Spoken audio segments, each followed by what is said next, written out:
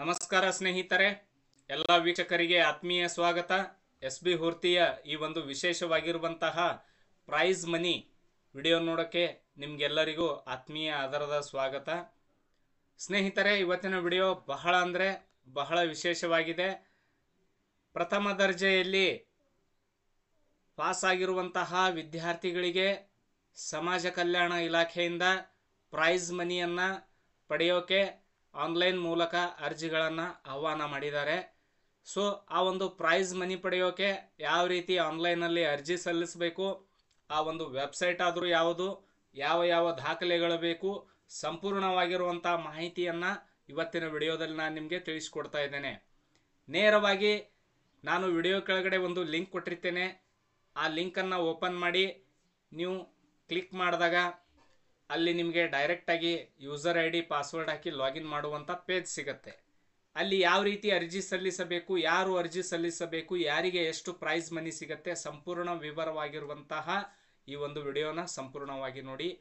ಮೊದಲನೇದಾಗಿ ಇಲ್ಲಿ ನಾನು ಟೈಟಲ್ ಕೊಟ್ಟಿರುವ ಹಾಗೆ ಅರ್ಜಿ ಸಲ್ಲಿಸುವ ಸಂಪೂರ್ಣ ಮಾಹಿತಿ ಸಮಾಜ ಕಲ್ಯಾಣ ಇಲಾಖೆ ಪ್ರಥಮ ಬಾರಿಗೆ ಪ್ರಥಮ ದರ್ಜೆಯಲ್ಲಿ ಉತ್ತೀರ್ಣರಾದ ಪರಿಶಿಷ್ಟ ಜಾತಿಯ ವಿದ್ಯಾರ್ಥಿಗಳಿಗೆ ಪ್ರೋತ್ಸಾಹಧನ, ಪ್ರೈಸ್ ಮನಿ ಕೂಡ ಅಂತಾರೆ ಇಂಗ್ಲೀಷ್ನಲ್ಲಿ.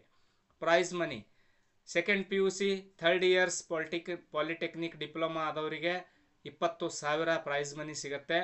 ಹಾಗೂ ಡಿಗ್ರಿಯಲ್ಲಿ ಪ್ರಥಮ ದರ್ಜೆಯಲ್ಲಿ ಉತ್ತೀರ್ಣರಾದವರಿಗೆ 25,000. ಎನಿ ಡಿಗ್ರಿ, ಎನಿ ಪೋಸ್ಟ್ ಗ್ರ್ಯಾಜುಯೇಟಲ್ಲಿ ನೋಡಿ, ಲೈಕ್ MA MBA ETC ಇಲ್ಲಿ 30,000 ಪ್ರೈಸ್ ಮನಿ ಸಿಗುತ್ತೆ. ಅಗ್ರಿಕಲ್ಚರ್, ಎಂಜಿನಿಯರಿಂಗ್, ವೆಟನರಿ, ಮೆಡಿಸಿನ್ದವರಿಗೆ 35,000 ಪ್ರೈಸ್ ಮನಿ ಸಿಗುತ್ತೆ. ಇದು ಸಮಾಜ ಕಲ್ಯಾಣ ಇಲಾಖೆಯ ವತಿಯಿಂದ. ಹಾಗಾದರೆ ಅರ್ಜಿ ಸಲ್ಲಿಸಬೇಕಾದ್ರೆ ಬೇಕಾಗುವಂಥ ದಾಖಲೆಗಳು ಏನಿದೆ ಅಂತ ನಿಮಗೆ ತಿಳಿಸ್ಕೊಡ್ತೇನೆ.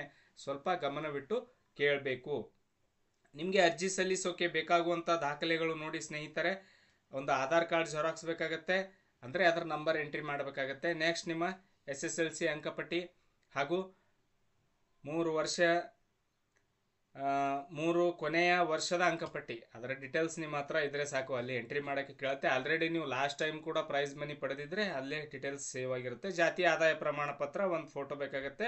ಅರ್ಜಿ ಸಲ್ಲಿಸುವ ಕೊನೆಯ ದಿನಾಂಕ ಇನ್ನೂ ಸರ್ಕಾರ ನಿಗದಿಪಡಿಸಿಲ್ಲ, ಈ ಒಂದು ಇಲಾಖೆಯಿಂದ ಕೂಡ ನಿಗದಿಯಾಗಿಲ್ಲ. ಹಾಗೆ ಅದೇ ರೀತಿ ನೋಡಿ, ಇಲ್ಲಿ ಈ ಪ್ರೈಸ್ ಮನಿಗೆ ಸಂಬಂಧಪಟ್ಟಂತೆ ಏನು ಕೊಟ್ಟಿದ್ದಾರೆ, ಆನ್ಲೈನಲ್ಲಿ ಅರ್ಜಿ ಸಲ್ಲಿಸುವಾಗ ಕಾಲೇಜಿನ ಹೆಸರು ಇರಲಿಲ್ಲ ಅಂದರೆ ನೀವೇನು ಮಾಡಬೇಕು, ಸಂಬಂಧಪಟ್ಟಂಥ ಜಿಲ್ಲಾ ಸಮಾಜ ಕಲ್ಯಾಣ ಅಧಿಕಾರಿಗಳ ಕಚೇರಿಗೆ ಭೇಟಿ ನೀಡಿ ನಿಮ್ಮ ಕಾಲೇಜ್ ಹೆಸರು ಅದರಲ್ಲಿ ಬರ್ತಾ ಇಲ್ಲ, ಅದನ್ನು ಸೇರ್ಪಡೆ ಮಾಡಿ ಸ್ವಾಮಿ ಅಂತ ಹೇಳಿದಾಗ ಅವರು ಸೇರ್ಪಡೆ ಮಾಡ್ತಾರೆ.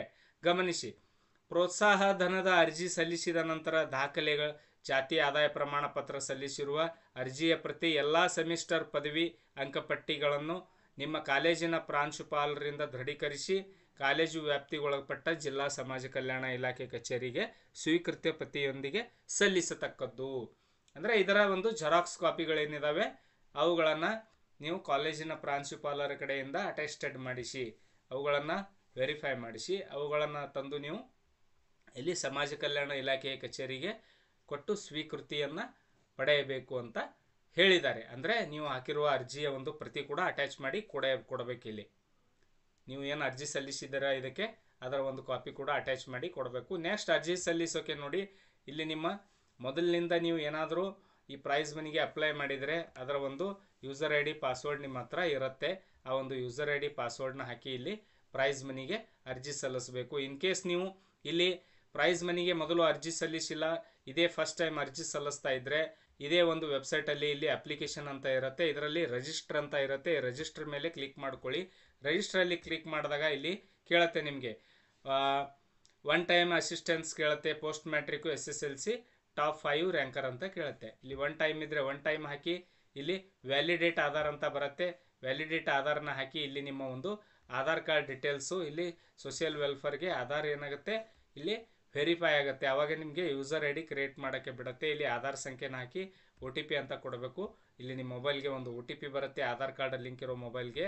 ಅಲ್ಲಿಂದ ನಿಮ್ಮ ಪ್ರೊಸೆಸ್ ಸ್ಟಾರ್ಟ್ ಆಗುತ್ತೆ. ಈ ಒಂದು ರಿಜಿಸ್ಟ್ರೇಷನ್ ಮಾಡುವಂಥ ಪ್ರೊಸೆಸ್ಸು ಆನ್ಲೈನಲ್ಲಿ ಅರ್ಜಿ ಹಾಕೋರಿಗೆ ಆಲ್ಮೋಸ್ಟ್ ಗೊತ್ತಿರುತ್ತೆ. ಗ್ರಾಮವನ್ ಕರ್ನಾಟಕವನ್ ಬೆಂಗಳೂರಿನಲ್ಲಿ ಹೋಗಿ ಅಲ್ಲಿ ನೀವು user ID register number create ಮಾಡಿದಾಗ ಅಲ್ಲಿ ನಿಮಗೆ ಪಾಸ್ವರ್ಡ್ ಸಿಗುತ್ತೆ, ಯೂಸರ್ ಐ ಡಿ ಸಿಗುತ್ತೆ. ಅದನ್ನೆಲ್ಲ ಹಾಕಿ ಇಲ್ಲಿ ಲಾಗಿನ್ ಮಾಡಿ ನೀವು ಅಪ್ಲೈ ಮಾಡಬಹುದು. ಲಾಸ್ಟ್ ಟೈಮ್ ನನ್ನ ಹತ್ರ ಇತ್ತು, ಬಟ್ ಇವಾಗ ಎಲ್ಲೋ ಮಿಸ್ ಆಗಿದೆ. ಹಾಗೇನಾದರೂ ಇದ್ದರೆ ನಾನು ಲಾಗಿನ್ ಮಾಡಿ ತೋರಿಸ್ಕೊಡ್ತಾ ಇದ್ದೆ. ನೆಕ್ಸ್ಟ್ ಇಲ್ಲಿ ಚೆಕ್ ಸ್ಟೇಟಸ್ ಮೇಲೆ ಕ್ಲಿಕ್ ಮಾಡಿ ಇಲ್ಲಿ ರಿಜಿಸ್ಟರ್ ನಂಬರ್ ಹಾಕಿ ಆಧಾರ್ ನಂಬರ್ ಹಾಕ್ಬೋದು. ಹಾಕಿ ಇಲ್ಲಿ ಗೆಟ್ ಅಂತ ಕೊಟ್ಟಾಗ ಇಲ್ಲಿ ವಿದ್ಯಾರ್ಥಿಯ ಆಧಾರ್ ನಂಬರ್ ಹಾಗೂ OTP ಹಾಕಿದಾಗ ಅವರ ಒಂದು ಅಪ್ಲಿಕೇಶನ್ ಸ್ಟೇಟಸ್ ಏನಾಗಿದೆ ಪ್ರೈಸ್ ಮನಿಗೆ ಸಂಬಂಧಪಟ್ಟಂತೆ ಅದರ ಡೀಟೇಲ್ಸ್ ಬರುತ್ತೆ. ಇಲ್ಲಾಂದರೆ ಮೊಬೈಲ್ ನಂಬರ್ ಅಥವಾ ಇಲ್ಲಿ ಅಪ್ಲಿಕೇಶನ್ ಹಾಕಿರುವಂಥ ರಿಜಿಸ್ಟರ್ ನಂಬರ್ ಇರುತ್ತೆ, ಆ ರಿಜಿಸ್ಟರ್ ನಂಬರ್ ಹಾಕಿ ಇಲ್ಲಿ ಕ್ಲಿಕ್ ಮಾಡಿದಾಗ ಡೀಟೇಲ್ಸ್ ಶೋ ಆಗುತ್ತೆ. ಅದು ಅಪ್ಲಿಕೇಶನ್ ಅಪ್ರೂವ್ಡ್ ಆಗಿದೆನಾ, ಪ್ರೊಸೆಸಿಂಗಲ್ಲಿದೆನಾ ಅಥವಾ ರಿಜೆಕ್ಟ್ ಆಗಿದೆ ಅಂತ. ಸೊ ಅರ್ಜಿ ಸಲ್ಲಿಸುವ ಮುಂಚೆ ಸ್ವಲ್ಪ ಸರಿಯಾಗಿ ಯೋಚನೆ ಮಾಡಿ ಅರ್ಜಿ ಸಲ್ಲಿಸಿ.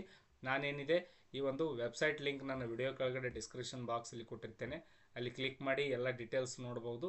ಹಾಗೂ ಈ ಸಮಾಜ ಕಲ್ಯಾಣ ಇಲಾಖೆಯ ವೆಬ್ಸೈಟಲ್ಲೂ ಕೂಡ ಇಲ್ಲಿ ನಿಮಗೆ ಅದರ ಬಗ್ಗೆ ಸಂಪೂರ್ಣವಾಗಿರುವಂಥ ಮಾಹಿತಿ ಕೂಡ ಸಿಗುತ್ತೆ. ಇಲ್ಲಿ ಮತ್ತಷ್ಟು ಓದಿ ಇಲ್ಲಿ ಹೋಗಿ ಹೋದ ನಂತರ ಇಲ್ಲಿ ಕೆಳಗಡೆ ನಿಮಗೆ ಇಲ್ಲಿ ಕೊಟ್ಟಿದ್ದಾರೆ ನೋಡಿ, ಪ್ರೋತ್ಸಾಹಧನಕ್ಕೆ ಅರ್ಜಿ ಸಲ್ಲಿಸಿ ಅಂತ. ಇದರಲ್ಲಿ ಕ್ಲಿಕ್ ಮಾಡಿದಾಗ ನಿಮಗೆ ಈ ಒಂದು ವೆಬ್ಸೈಟ್ ಓಪನ್ ಆಗುತ್ತೆ. ಇಲ್ಲಿ ನಿಮಗೆ ಪ್ರೋತ್ಸಾಹಧನಕ್ಕೆ ಅರ್ಜಿ ಸಲ್ಲಿಸುವಂಥ ಎಲ್ಲ ಡೀಟೇಲ್ಸ್ ಬರುತ್ತೆ. ನೆಕ್ಸ್ಟ್ ಇಲ್ಲಿ ಲಾಗಿನ್ ಮೇಲೆ ಕ್ಲಿಕ್ ಮಾಡ್ಕೊಳ್ಳಿ. ಲಾಗಿನ್ ಮೇಲೆ ಕ್ಲಿಕ್ ಮಾಡಿದಾಗ ಇಲ್ಲಿ ರಿಜಿಸ್ಟರ್ ಮಾಡ್ಬೋದು. ಫಸ್ಟ್ ಟೈಮ್ ಇದ್ದರೆ ಇಲ್ಲಿ ಡಾಕ್ಯುಮೆಂಟ್ಸ್ ಕೂಡ ಅಪ್ಲೋಡ್ ಮಾಡೋಕ್ಕೆ ಬರುತ್ತೆ, ಎಲ್ಲ ಡೀಟೇಲ್ಸ್ ತೋರಿಸುತ್ತೆ ನಿಮಗೆ. ಇಲ್ಲಿಂದ ಲಾಗಿನ್ ಆಗಿ ನೀವು ಅರ್ಜಿ ಸಲ್ಲಿಸ್ಬೋದು. ಹಾಗೂ ಇನ್ನೊಂದು ವಿಶೇಷ ಏನಿದೆ ಅಂದರೆ ಸ್ನೇಹಿತರೆ, ಇಲ್ಲಿ ಇನ್ನೂ ಅನೇಕ ಮ್ಯಾಟ್ರಿಕ್ ನಂತರದ ವಿದ್ಯಾರ್ಥಿ ವೇತನಕ್ಕೆ ಅರ್ಜಿ, ಅದು ಲಾಸ್ಟ್ ಇಯರ್ದಿದೆ. ನೆಕ್ಸ್ಟ್ ನೋಡಿ, ಇದೇ 24-25 ಅಂದರೆ ರೀಸೆಂಟು. ಮ್ಯಾಟ್ರಿಕ್ ನಂತರದ ವಿದ್ಯಾರ್ಥಿ ವೇತನ ಪಡೆಯೋಕೆ ನೀವು ಅರ್ಜಿ ಸಲ್ಲಿಸಬೇಕಂದ್ರೆ ಇಲ್ಲಿ ಕ್ಲಿಕ್ ಮಾಡಬಹುದು, ಇದೇ ರೀಸೆಂಟ್ ಆಗಿದೆ. ನೆಕ್ಸ್ಟ್ ನೋಡಿ, ಇಲ್ಲಿ ವಿದ್ಯಾರ್ಥಿ ನಿಲಯಗಳ ಪ್ರವೇಶಕ್ಕಾಗಿ ಕೂಡ ಅರ್ಜಿ ಸಲ್ಲಿಸಬಹುದು. ಕಾನೂನು ಪದವೀಧರರಿಗೆ ಶಿಷ್ಯ ವೇತನ ಬೇಕಾದರೂ ಕೂಡ ಅರ್ಜಿ ಸಲ್ಲಿಸಬಹುದು. ಇದರಲ್ಲಿ ನೋಡಿ ಅನೇಕ ಯೋಜನೆಗಳ ಮಾಹಿತಿಗಳಿದ್ದಾವೆ, ಸ್ಕೀಮ್ಗಳಿದ್ದಾವೆ. ಡಾಕ್ಟರ್ BR ಅಂಬೇಡ್ಕರ್ ಅಂತಾರಾಷ್ಟ್ರೀಯ ವಿದ್ಯಾರ್ಥಿ ವೇತನ ಪಡೆಯೋಕ್ಕೂ ಕೂಡ ಇಲ್ಲಿ ಅರ್ಜಿ ಸಲ್ಲಿಸಬಹುದು. ಇವೆಲ್ಲ ಹೊಸ ಒಂದು ಮಾಹಿತಿ ಬಂದಿರುವಂತಹ ಇಲ್ಲಿ ನೋಡ್ಬೋದು. ಇವೆಲ್ಲ ಆಡಳಿತ ಇಲ್ಲೇನು ಕಾಣ್ತಾ ಇದ್ದಾವೆ, ಇವೆಲ್ಲ ಹೊಸ ಇನ್ಫಾರ್ಮೇಷನ್, ಇದು ನಿಮಗೋಸ್ಕರ ಇದೆ. ಈ ಇನ್ಫಾರ್ಮೇಷನಲ್ಲಿ ನೀವು ಸೆಲೆಕ್ಟ್ ಮಾಡಿ, ಇದನ್ನು ಲೈಕ್ ಮಾಡಿ, ಇದರಲ್ಲಿ ಯಾವುದು ನಿಮಗೆ ಅನ್ವಯವಾಗುತ್ತೆ ಅದನ್ನು ನೀವು ಅಪ್ಲೈ ಮಾಡ್ಕೋಬೋದು. ಇಷ್ಟೆಲ್ಲ ಇದ್ದಾವೆ ನೋಡಿ, ಇಲ್ಲಿ ಹೊಸ ಅಪ್ಲಿಕೇಶನ್ ಹಾಕೋಕ್ಕೆ ಇಷ್ಟೆಲ್ಲ ಹೊಸ ಪ್ರೊಸೆಸ್ ಪ್ರಾರಂಭ ಆಗಿದೆ ಈ ಒಂದು ಸಮಾಜ ಕಲ್ಯಾಣ ಇಲಾಖೆಯ ಒಂದು ವೆಬ್ಸೈಟಲ್ಲಿ. ಸೊ ಅದಕ್ಕೆ ಈ ಒಂದು ಮಾಹಿತಿಯನ್ನು ನಿಮಗೆ ತುಂಬ ಕ್ಲಿಯರಾಗಿ ನಾನು ತಿಳಿಸಿಕೊಟ್ಟಿದ್ದೇನೆ. ದಯವಿಟ್ಟು ನಮ್ಮ ಚಾನಲ್ನ ಇನ್ನೂ ಸಬ್ಸ್ಕ್ರೈಬ್ ಮಾಡಿಲ್ಲ ಅಂದರೆ ಸಬ್ಸ್ಕ್ರೈಬ್ ಮಾಡಿ, ಬೆಲ್ ಐಕನ್ ಕ್ಲಿಕ್ ಮಾಡಿ. ಪ್ರತಿಯೊಬ್ಬರು ನಿಮ್ಮೆಲ್ಲ ವಿದ್ಯಾರ್ಥಿಗಳ ಗ್ರೂಪ್ಗಳಿಗೂ ಈ ಒಂದು ವಿಡಿಯೋನ ಶೇರ್ ಮಾಡಿ, ಅವರಿಗೂ ಕೂಡ ಅತಿ ಹೆಚ್ಚಿನ ಮಾಹಿತಿ ಸಿಗಲಿ, ಅವರು ಕೂಡ ಇದರ ಒಂದು ಲಾಭ ಪಡೆಯಲಿ ಅಂತ ಇವತ್ತಿನ ವಿಡಿಯೋದಲ್ಲಿ ಈ ಒಂದು ಮಾಹಿತಿಯನ್ನು ತಿಳಿಸಿಕೊಟ್ಟಿದ್ದೇನೆ. ಸ್ನೇಹಿತರೆ, ವಿಡಿಯೋ ನೋಡಿದ್ದಕ್ಕಾಗಿ ನಿಮಗೆಲ್ಲ ತುಂಬ ಧನ್ಯವಾದಗಳು. ದಯವಿಟ್ಟು ನಮ್ಮ ಚಾನಲ್ನ ಸಬ್ಸ್ಕ್ರೈಬ್ ಮಾಡ್ಕೊಳ್ಳಿ, ಬೆಲ್ ಐಕನ್ ಕ್ಲಿಕ್ ಮಾಡಿ. ಪ್ರತಿಯೊಬ್ಬರು ನಿಮ್ಮ ಅಭಿಪ್ರಾಯ ಅನಿಸಿಕೆಗಳನ್ನು ಕಾಮೆಂಟ್ ಮಾಡಿ ನಮಗೆ ತಿಳಿಸಿಕೊಡಿ. ವಿಡಿಯೋ ನೋಡಿದ್ದಕ್ಕಾಗಿ ತುಂಬ ಧನ್ಯವಾದಗಳು. ನಮಸ್ಕಾರ. ಮತ್ತೆ ಭೇಟಿಯಾಗೋಣ ಹೊಸ ವಿಡಿಯೋದೊಂದಿಗೆ.